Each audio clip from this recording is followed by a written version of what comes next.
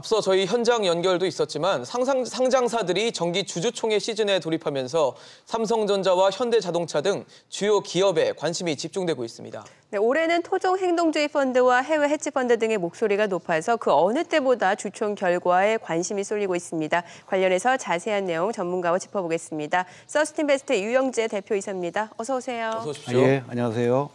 네, 대표님. 이번 주는 사실 국내 주요 기업들의 주총이 몰려있는 이른바 슈퍼 주총 위크라고 부르는 시즌인데 올해 화두부터 좀 간단히 정리를 좀 부탁드릴게요. 예. 일단 두 가지 정도로 좀 정리가 될 것 같습니다. 네. 첫 번째는 잘 아시다시피 작년 7월 말에 국민연금이 스튜어십 코드를 도입한 이후에 첫 번째 맞이하는 주총 시즌이기 때문에 네. 국민연금의 어떤 영향력이 이번 주총에 얼마만큼 영향을 미칠까라는 것이 지금 관전 포인트가 아닌가 생각합니다. 잘 아시다시피 국민연금은 국내 상장 기업 중에서 5% 이상 지분을 보유한 기업만 해도 290개가 넘기 때문에 사실 가공할 만한 그 영향력을 갖고 있습니다. 두 번째로는 이번에 최근 들어서 언론에 많이 보도가 됐습니다만 네. KCGI라는 국내 토종 사모펀드가 한진그룹에 대한 주주 제안을 냈죠. 네. 그다음에 또 해외에서는 엘리엇이 현대차 그룹에 대해서 또 주주 제안을 냈습니다. 이러한 주주 제안들이 주주들로부터 어떻게 평가를 받고 과연 주주들이 어느 쪽 손을 들어줄 것인가. 이것이 좀 관전 포인트가 아닌가. 또 흥미롭게 우리가 봐야 될 그런 그 내용들이 아닌가 생각합니다. 네, 일단 김상조 공정거래위원장이 삼성과 현대자동차그룹 주주총회와 관련해서 이제 상반된 평가를 내려서 지금 눈길을 끌고 있는데 삼성에 대해서는 이해는 하지만 아쉽다라는 평가를 했고 또 현대차의 경우에는 사회이사 독립성이라든지 개방성과 관련해서는 의미 있는 개선이 있었다라는 평가, 상반된 평가였단 말이죠. 어떻게 보셨습니까? 예, 그 공정거래위원장이 이런 코멘트를 한 것에 대해서 적절했는지에 대한 코멘트는 차치하고요. 네. 일단은 그 삼성전자 그 사회이사 2인의 어떤 그런 독립성, 전문성 부분에 대한 우려가 담겨져 있는 게 아닌가 생각합니다. 이번에 언론에도 보도가 많이 됐습니다만 삼성전자의 그 박재환 그 후보와 또 안규리 후보의 소위 사회이사에서 보면은 이제 가장 중요한 것이 독립성과 전문성인데 네. 과연 그 두 가지 요소를 갖추고 있느냐라는 거에 대한 어떤 우려를 표하신 게 아닌가 생각을 하고요. 네. 그에 비해서 현대차 같은 경우에는 작년에 합병 분할안이 이제 좌절이 되긴 했습니다만 이번에 그러한 사건들을 통해서 조금 그 진일보한 어떤 주주 친화적인 어떤 그런 주총 안건을 이번에 올린 것이 아닌가 생각이 듭니다. 왜냐하면 이번에 사회이사 후보 3명을 추천했는데요. 현대차 측에서 세 사람을 추천하기 전에 80명의 사회이사 후보 풀을 만들고 네. 또 다양한 이해관계자들과의 소통을 통해서 최종 후보를 결정했다는 점에서 보다 절차적이었고 보다 지금 주주 친화적인 그런 스탠스를 취한 게 아닌가라는 면에서 조금 더 점수를 받은 게 아닌가 생각을 합니다. 네, 그러면 본격적으로 삼성전자 주주총회를 좀 짚어보겠습니다. 사실 지난해 액면 분할 이후에 첫 주총이고 또 삼성전자 창립 50주년을 맞아서 네. 어떤 세계적인 IT 기업이 됐잖아요. 그래서 열리는 주총인 만큼 좀 잔치집 같은 분위기가 있어야 되는데 지금 보면 그런 분위기는 아닌 것 같거든요. 예, 삼성전자 반도체 슈퍼사이클이 이제 마무리됐다. 또 그런 것들이 지금 실적 둔화로 좀 연결되고 있지 않습니까? 이런 분위기에다가 또 국정농단 이후에 이재용 부회장이 지금 상고심을 지금 앞두고 있고 또 작년 우리 언론계를 떠들썩하게 했던 삼성 바이오로직스의 회계 부정 문제라든가 이런 것들을 통해서 이런 어떤 이슈들이 복합적으로 그룹 전체를 좀 무겁게 하는 그런 상황이 아닌가. 그런 시점에서 열리는 주주총회이기 때문에 그런 게 아닌가 이렇게 생각을 합니다. 네, 특히 또 이번 주총은 이제 지난해 3월 그 대표이사로 선임된 김기남 부회장의 본격 데뷔전으로도 지금 눈길을 끌고 있는데 그 삼성전자 한 관계자가 또 이런 얘기를 했더라고요. 김 부회장이 주총을 대비해서 열심히 과외를 받고 있다. 이런 이야기를 전했는데 이 삼성전자가 이렇게 대표이사의 주총 메시지에 신경을 쓰는 이유는 뭐라고 볼 수 있을까요? 일단은 스튜어십 코드 도입 이후에 기관 주주들은 물론이고 또 이제 개인 주주들의 주총에 대한 관심이 상당히 높아졌습니다. 그리고 또 앞서 말씀드렸던 것처럼 삼성전자가 이제 세계적인 기업이 됐기 때문에 해외 주주들 역시도 굉장한 관심을 갖고 있습니다. 그래서 이 주주총회라는 것이 이런 걸 통해서 회사의 대표이사는 이 장을 활용해서 회사의 향후 전략 방향이라든가 또 정책 등에 대해서 주주들에게 알릴 수 있는 좋은 기회 아니겠습니까? 그런 걸 통해서 처음 이제 이런 거를 대표이사를 맡아서 첫 번째 치르는 주총이니만큼 이런 측면들을 고려해서 좀 더 신중하게 네. 또 준비를 좀 철저히 해서 임하고 있는 게 아닌가 이렇게 생각이 듭니다. 주주가 78만 명이라고 예. 하는데 그럼 실제 출석은 얼마나 될까요? 글쎄요, 뭐 보통 그 출석 주주 수를 가늠해 본다는 것은 사실 쉽지는 않습니다. 예. 네. 그런데 통상 보면 위임장까지 포함해서 지분율로 보면 약 70% 전후의 주주들이 참석을 합니다. 그렇게 보고요. 또 잘 아시다시피 작년 4월 달에 삼성전자는 액면 분할이 됐기 때문에 주주 수가 4배 이상 늘어났습니다. 그렇기 때문에 이번에 삼성전자 주총도 보니까 공간도 좀 넓은 쪽으로 넓게 네. 좀 준비를 한 것 같고 네.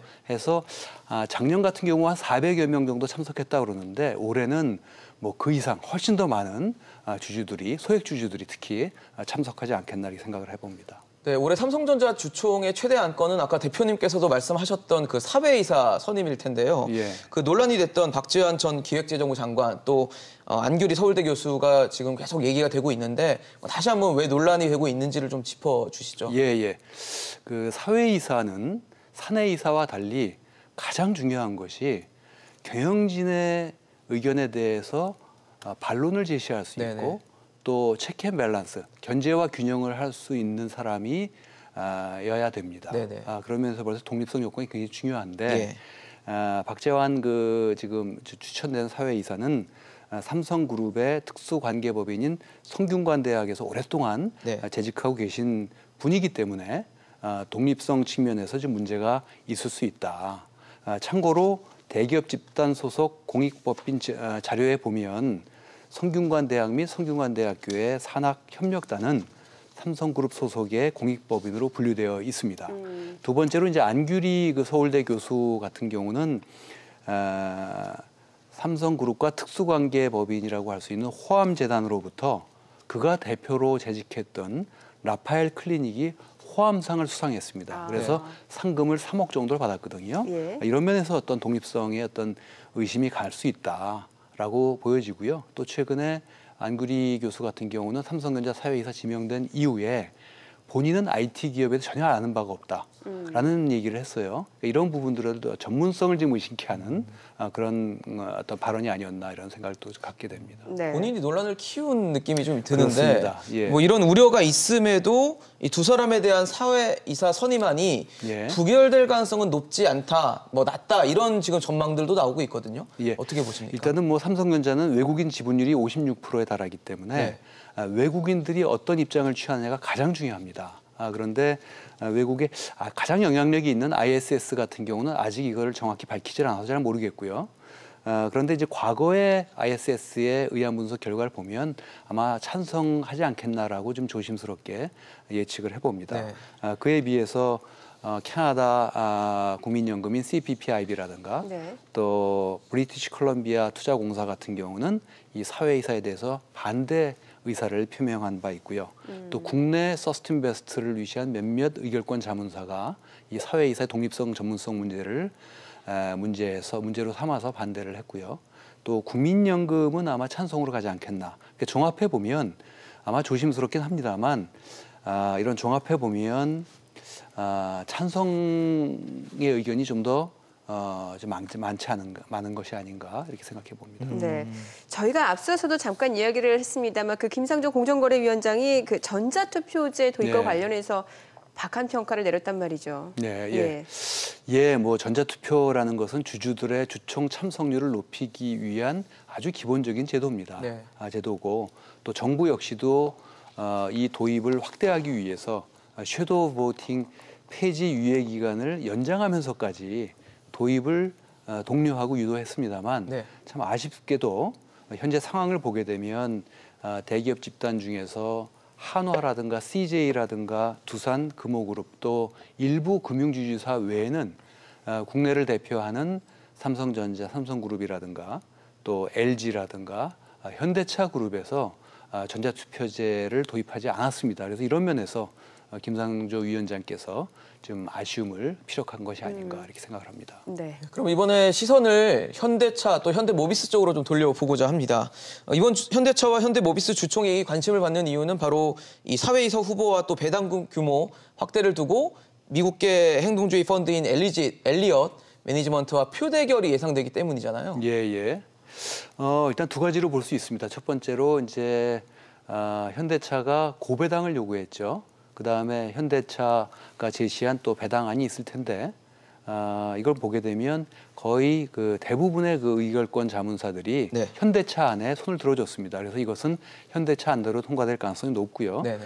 또 사회이사 같은 경우에도 이제 외국인 지분율이 40% 이상이 되기 때문에 외국인들의 의견이 참 중요합니다만 네.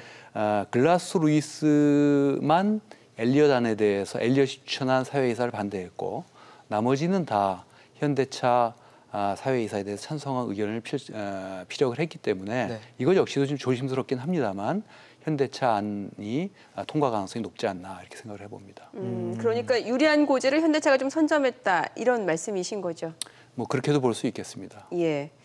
그렇다면 현대차그룹이 이번 주총에서 뭐 만약이지만 승기를 잡게 된다면 지난해 5월에 그 엘리엇이 반대하면서 무산이 됐던 이 지배구조 개편 문제 뭐 이런 부분들이 속도를 낼 것이다 이런 전망들도 있는데 대표님께서 보시기에는 좀 어떤가요?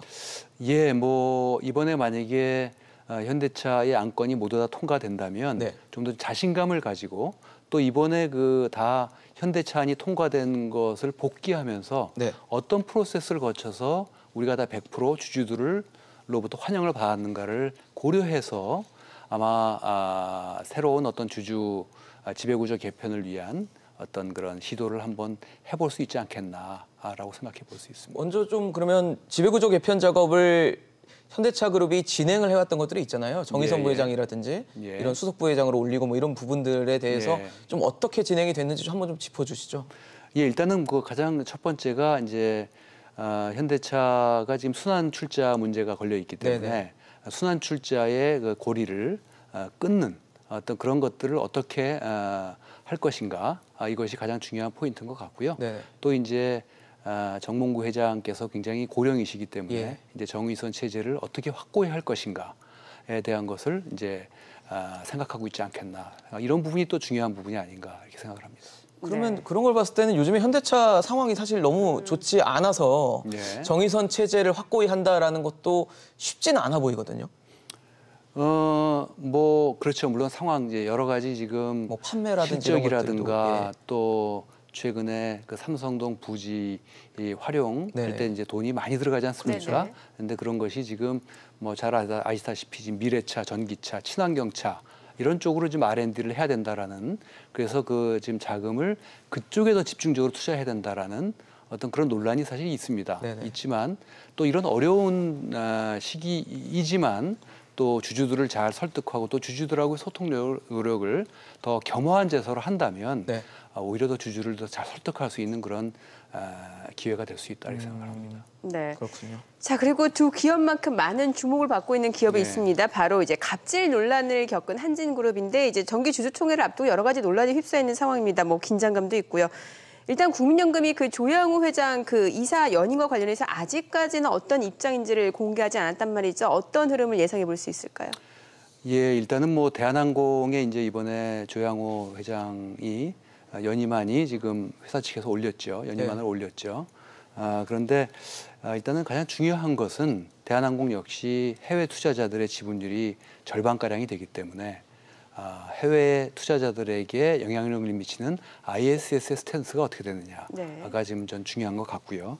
그다음에 이제 아시다시피 국민연금이 아직 입장을 밝히질 않았습니다. 네. 근데 국민연금이 11% 가까이를 갖고 있기 때문에 국민연금들의 의견이 굉장히 중요한데 잘 아시다시피 대한항공은 국민연금의 중점 관리 대상 기업에 지난 2014년 땅콩 회항 이후로 또 작년에 또 물컵 갑질물 문제 이런 걸로 인해서 지정이 되어 있기 때문에 뭐 조심스럽긴 합니다만 네. 찬성하기는 좀 부담스럽지 않겠는가. 왜냐하면 국민적인 공분을 많이 사고 있기 때문에 네. 그러한 것이죠. 그로 인해서 또 오너 리스크가 불거져 있고 또 기업 지배 구조의 문제 또 그로 인해서 기업 가치가 훼손된 부분이 있기 때문에 찬성하기 어렵다고 본다면 글쎄요, 좀 아직은 단정적으로 말씀드리긴 좀 그렇습니다만 상당히 좀 어려운 국면에 가고 있는 것이 아닌가 이렇게 생각을 합니다. 네, 알겠습니다. 오늘 류영재 대표였습니다. 말씀 잘 들었습니다. 감사합니다.